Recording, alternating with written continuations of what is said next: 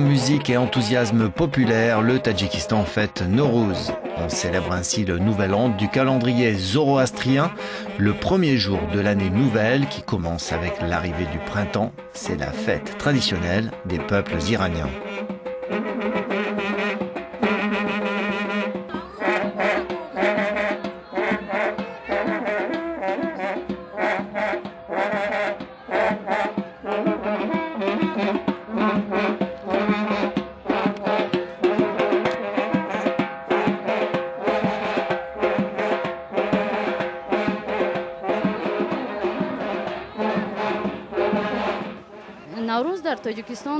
Nowruz au Tadjikistan dure normalement 4 jours.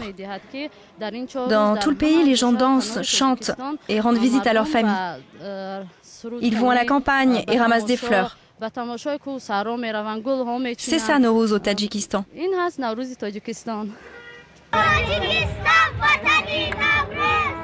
Chacun sort sa plus belle tenue pour la fête. On en profite aussi pour faire le ménage de printemps et en cuisine on s'active. Mais c'est dans la rue que s'exprime la liesse du peuple tadjik.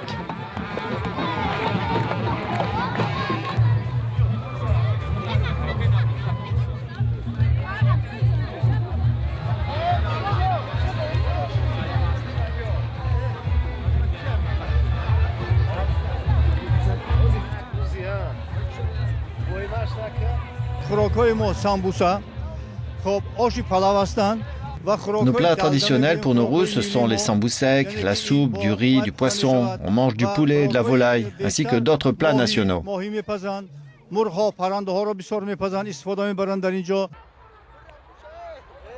Mais cette fête a connu diverses fortunes, notamment sous l'époque soviétique. Dans les années 30, quand la classe intellectuelle a été éliminée, notre vieux calendrier a disparu. Le gouvernement soviétique a violemment banni Nowruz en pensant que c'était une fête religieuse. Il ne croyait pas que c'était juste une fête traditionnelle.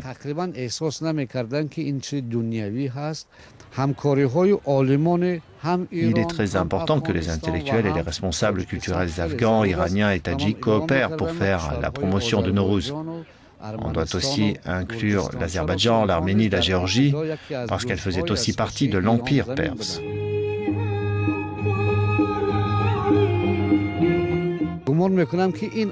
Étant donné le message de Nowruz, je pense qu'il peut être étendu à d'autres pays pour promouvoir l'unité et la solidarité entre les peuples.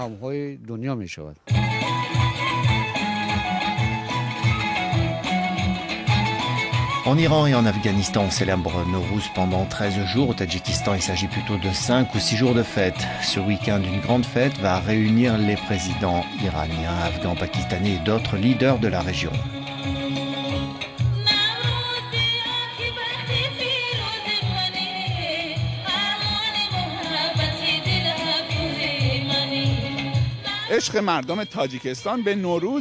En 20 années d'indépendance, le peuple tadjik a montré un enthousiasme grandissant et un amour pour Nowruz.